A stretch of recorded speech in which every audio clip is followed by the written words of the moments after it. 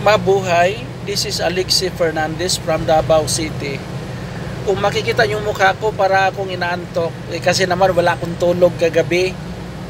9:30 dumating ako sa Davao Airport. Then nag-check-in ako sa aircraft at around 3:15. Supposedly 3:25. No, 3 o'clock pala.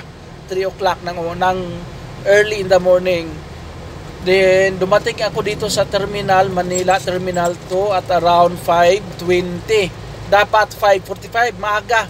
On time ang Philippine Airlines. Sinundo na ako sa aking kaibigan. Nandito ako ngayon sa Skyway. Skyway pala. Papunta kami ng Makati. This is Skyway.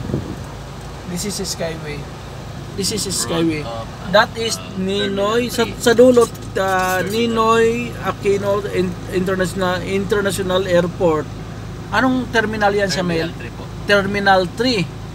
So yung binabaan ko Terminal 2. Ayan siya, oh.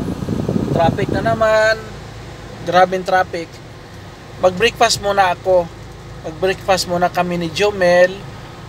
Then dito na kami sa office ng Makati. Ng office ng boss namin. Thank you everyone. Thank you to all my friends, my subscribers. To all my followers, please continue to subscribe my YouTube channel and to follow my Facebook Reels. Good morning and God bless.